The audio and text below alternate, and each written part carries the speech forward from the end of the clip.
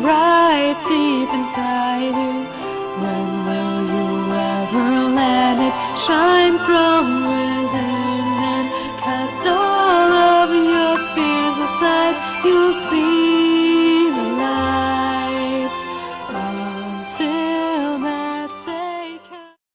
Hello, welcome back to Kingdom Reviews. I'm your host, Future Keybearer. So, much like the first game, KH2 got a formally Japan-exclusive Final Mix. But if Kingdom Hearts 1 Final Mix was a makeover, then KH2 Final Mix was plastic surgery. Needless to say, there are a lot of additions, so let's get started. First off, much like the first game, most of the Heartless got new coloring. And again, none of them really look any better or worse. Handling everything else in relative order, this version has a butt-ton of new cutscenes. Some go into more detail on plot elements, that arguably didn't need more detail, and some serve as setup for future games. And I would be remiss if I didn't bring up this idiocy.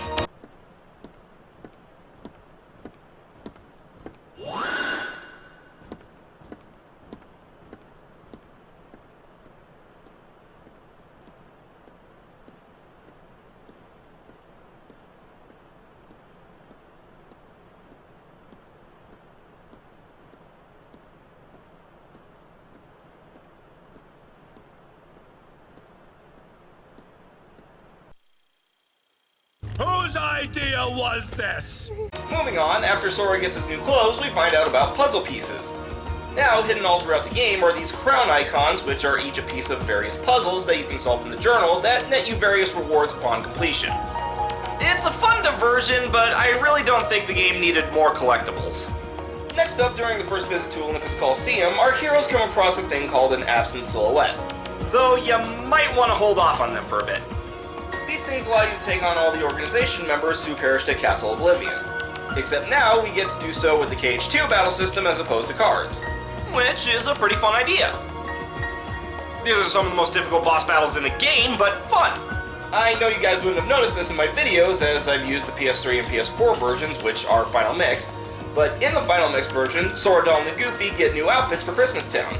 And the area gets its own field and battle music. Which, honestly, I really prefer. It really makes Christmas Town feel like its own world, which really it is. After the second visit to Twilight Town, we get a new drive form, Limit Form. This neat drive allows you to use a series of abilities that Sora had in KH1, including Dodge Roll. I never truly realized how useful that ability was until I had to go a whole game without it. The other neat thing about Limit Form is that, unlike all the other drives, it doesn't require the use of party members, so you can use your limit breaks while in this form that only cost a fraction of your MP as opposed to all of it. But most people don't really use it for that, most use it for the free heal. Yeah, an interesting thing about drive forms in general is that since they fully restore your HP and MP, people have been known to use them as an emergency heal. And since Limit Form doesn't require party members, you can use it in Sora's solo fights. Which, let's be honest, is really useful. After that, the next notable change doesn't come until the world that never was. Here, the fight between Sora and Roxas goes from being just a cutscene to actually being playable. Which, quite frankly, it should have been the whole time. After beating Roxas, you also get the two become one Keyblade.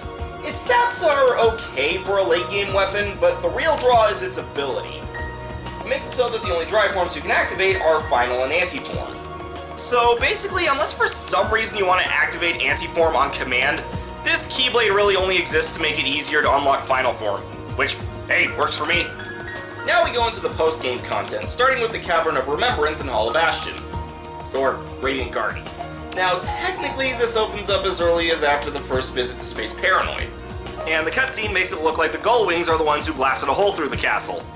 However, do not go in there until after you've beaten the game. The cave is full of overpowered variants of Heartless. Not only that, but a series of platforming challenges that you can only get through with the fully maxed out drive forms. After you get through the cave, you enter an area that looks like it was supposed to be part of Castle Oblivion, and fight through a gauntlet of overpowered nobodies. Once you make it past that, you'll find the Garden of Assemblage. This area allows you to take on the Data Battles, more powerful versions of all 13 of the game's organization bosses, both main and optional. Everything from Xemnas to Roxas. And fortunately, once you get here, a shortcut opens up so you don't have to go through the cave again. Another series of 13 challenges are the Mushroom 13. These Mushroom Heartless are scattered across the worlds and unlock after each of the world's stories are completely done. However, these aren't fights, more mini-games. Each one has a different objective, and getting good scores nets you with rare synthesis items and mushroom weapons for Donald and Goofy. But if you manage to get the required high scores, which are absolutely insane and require unbelievable strategies to pull off, you can meet them in the Great Maw and Radiant Garden, where they will reward you with a new Keyblade. Finally, we have the game's biggest challenge. After beating the game, a portal opens up in the Hall of the Cornerstone in Disney Castle. Going through it lands our heroes in this strange wasteland where they are attacked by this mysterious Keyblade-wielding warrior known as Lingering Will. I know who this is, we'll get to it in the next game. This fight will require every skill you've got. You must masterfully utilize all the tricks you've learned across your entire journey to even have a prayer to beat him.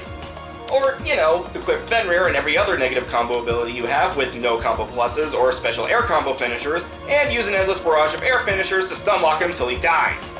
Like a filthy cheater.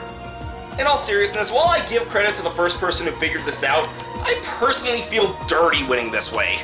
Speaking of this guy, supposing that you complete Jiminy's journal, you'll unlock a special secret cutscene that serves as a concept trailer for the game we now know as Birth by Sleep. Though so many people swore it was for Kingdom Hearts 3 at the time. Anyway, this final mix is awesome. Unlike with the first game, it actually feels worth getting even if you have the original version. There's just so much more to this game that, depending on your skill level, it easily adds another 5 or so hours to an already substantial game. Well, that's it for this episode. Tune in next time for some final thoughts.